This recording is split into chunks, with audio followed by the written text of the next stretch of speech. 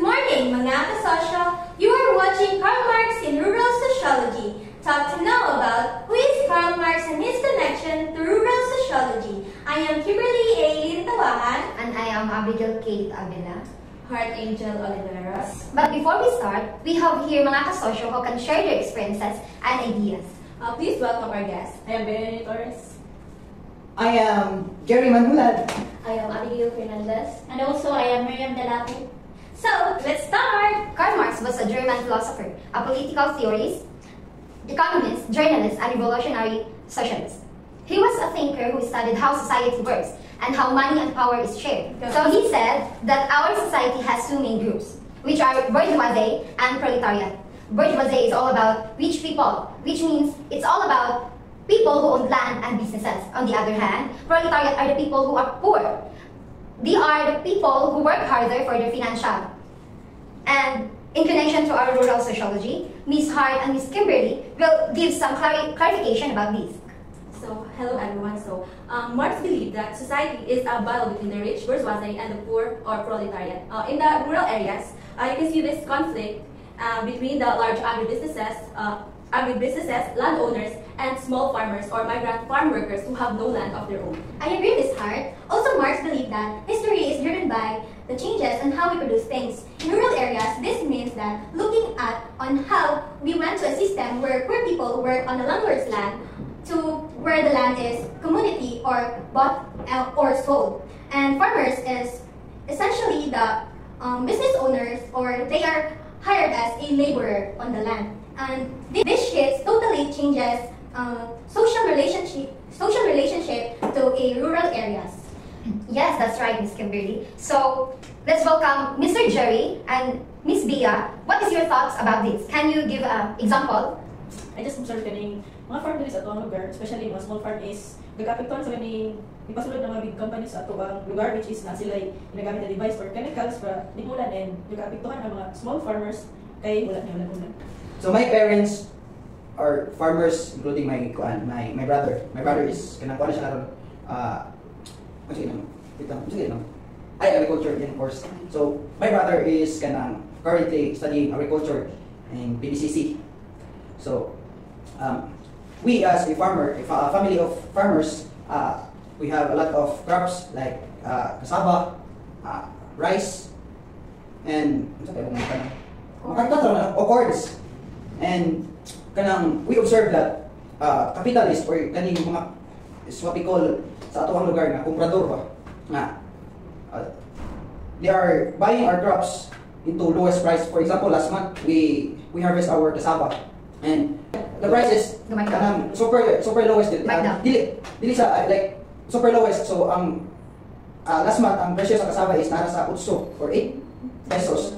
So ang mga abono and our kanang hago like sa pag harvest, sa pag atiman is wala na paid off ang kaning mga paghago. So moto nga sa ang nabantayan is the flour is kanang mahal kaayo, no? Sa nabantayan kung mahal gani ang pan, mahal ko na ang flour.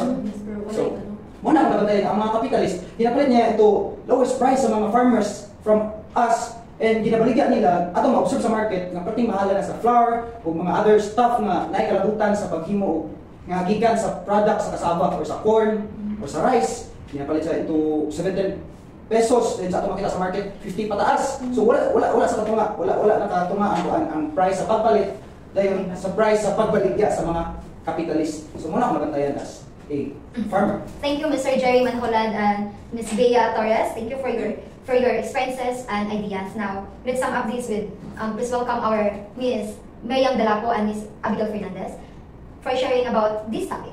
So, studying rural sociology is essential because it helps us to understand the complex social and economic relationship that shape rural communities. It also reveals how individuals' power, land, and resources that can be distributed and why conflicts arise between different groups such as landowners and farm workers. That's why the ideas of theories like Karl Marx remain relevant today, even in the contemporary world, because they provide a lens through which we can analyze ongoing issues of inequality, class struggles, and changes in productions in rural areas. So by learning from these theories, we are better equipped to address challenges faced by rural societies and work towards creating fairer and more sustainable communities for everyone. So guys, natay duha ka followers nga nasa like question about sa tuang podcast right now. Then, so mo ang first question. How do contemporary farming practices, corporate agriculture, and technological mechanization affect the relationship between rural workers and their labor, land, and community? So, unsa man inyong like ideas about or unsa man yung mahatag about this question? Katong yung di-share ko ganyan na katong. Like di-share ni Bea nga katong about sa kanang mga large corporations like sa among lugar kay kanang katong daghan kay sagingan, daghan kay pinyahan, gipasulod. So katong mga small farmers na to kaka-apektuhan din siya kay katong yung cloud seeding nga gingon ni Jerry is kanang maapektuhan sila apil since kanang pag time nga tingnan ninyo bitaw kay kanang murag di ba ga hupog ng mga farmers nga muulan kay para pwede lang mga tanong is maulan tayo. So, pero tungod atong mga large corporations like sa pinyahan gyud sila gyud na ang main nga gagawin atong cloud seeding. So, tungod ato ang mga small farmers is kakaapektuhan sila. Then kun po sa pinyahan sa mga grabe na kay ang baha since ang kanang drainage system sa pinyahan kay kanang wala kay na natarong so kung sa pa kay overflow tas dito atong giguna kay ang katong dalan nga dapit sa pinyahan is kanang nagkuan siya nagbaha jud like tagahawak man ata ang baha dito. So, mo to akong connection sa theory ni Marx. Ikaw, Jerry.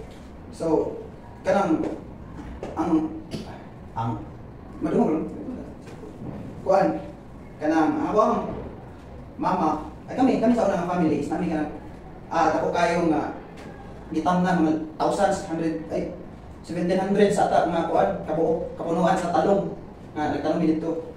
Tapos kaning mga dako nga mga pinyahan ang mga yuta tanang naay dako nga pinyahan dito sa babaw. Tapos kinahanglan nila ang kanang-kanal sa pinyahan, di makabantay mo, naglum tayo.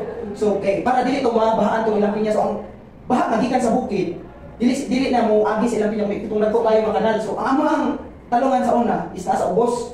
Tapos, ang nahitabo ato is, ang kusubog, tayo mga baha. So, ang nahitabo ato, pag ato na masabuntag sa'yo, tingala ko si mama kay, niluhod ba? Niluhod, kita na ko. Pag tanong ako sa akong talungan is, nanalang sa out of 1700s ka punuan, ang nabili na lang is mga 130. So, ako may gasto ato nagbaligya og isa ka baka para lang ma-provide ang tanan ang abono tanan ang tawag aning dili man ni kabalo gud anang magtanong talong sa utang sa dahon inana mo lang klase sa pagtanong sa talong sa ako kag mga bayaran ana. So mo to nga wala na og ana ako ang parents nga magtanong pa dito mayuta. So sugod ato wala na may tanong kay mao ra magyapon may tabok kadang ulan. So ang among mga paningkamot dili siya ma-paid off tungod sa baha nagaagi tungod sa mga dagko mga company nga nasa babaw nga dito kaagi ang baha sa among yuta. So ang akong parents is wala sila gana dili sa ganang tanong. Akong mama ato nga time is kaning 1 week siya kan grabe ang ilanat siguro tungod sa depression na siya ato nga time. Grabe din niya ka-goal nga mo to hitabo sa mo ang farm. Sa karon sa nagkuan bitaw ang kanang old nga style nga pagpamaagi sa pag-farming kay murag na effect na siya ba naapektuhan na siya sa development kay sa una nga panahon ang atong way of living or way of farming kay using carabaos kanang mga inana bitaw. So ang mga farmers karon kay murag kawalaan na pud sila og gana sa pag-farm kay tungod sa mga kanang development or changes sa atong society which is ganang gayus na og mga tractor, gayus na og ganang kung ani gani og mga palay, mais kinana sila yung mga machines. So murag mas kung atong bot napadali siya ang pagtrabaho pero ang farmers na kanang nagsalig atong yang trabaho siya para maka kanang trabaho ang kwantong sa mga machine. Ibis na narbaho nga para na sila yung makuha nga needs, murag bitaw nawalaan na og gana manarbaho kanang workers tungod kay na may machine na mas murag na napaspas ang pagtrabaho ba. Ayun, so yapod tayo another isa ka question sa isa ka follower na pud ni. So daghan gyud sila pangutanan no. Iyang other question is about sa land ownership patterns, how do land ownership patterns, agribusiness consolidation, global market forces create class division within rural communities. So unsa man ang inyong answer or any idea about aning second question sa ato ang isa ka follower? Sa ako kay kanang di ba sa mga balingsad sa sample kay yun na dahil lang yung pasok yung corporation. So sa amoa is katong imbis mga farmer ta sila sa una is ilang magipaabangan. So nagsunod na din diri ang bourgeoisie o katong proletariat. Ang bourgeoisie which means mga rich and proletariat katong mga poor to maliber. So sa mga is kanang ginaabangan nila pero sa small nga prices like kanang imagine niyo ha, ang isa ka hectare 25k lang. So grabe kay ka ano kanang murag ilang exploit na dito ang mga farmer. So meron kayo ba 25k sa hectare. So level na sa ako ang lola ihang yuta dito sa kuan 6 hectare 25k lagi ang kuha niya. Sa Del Monte man di ay kay sa Del Monte sa lagi Del Monte nga kanang company is 45k man ata dito. So mura bitaw gipagamin nila guys. So ako nula kay mura siya kanang gi-exploit iyahang ano, mura siya gi-atik ngano bitaw. So ikaw, Mr. Manholal, ano naman yung mga idea about sa question number 2? Kung ito na ito, ang Marcis, lens ba? Okay. Yun ako na po, akong papa. So, nainit ako nga alienation dito. Akong papa, dapat farmer. So, dapat magtanong lang nasa farm, mag-abuno, inanang may tabo. So, karon nisulod ang dole, or kanang kumpanya sa saging sa amua. So, tungod sa kuan, ato ang netabo is na-alienation netabo. Kaya isang akong papa nga farmer, dapat mag-focus sa farm is nahikayat lang siya nga mo apply sa door kay para kina-offer po sila og kanang complete daw nga mga mga big benefits o mga inana.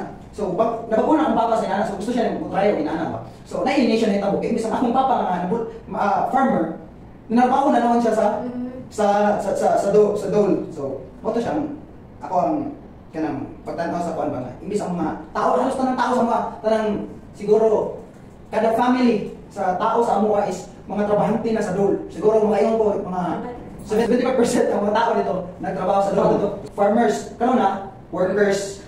Kita gini mo obligation sa kanang big corporations tapos sa kaning mga And the richer becomes richer and poorer becomes poorer.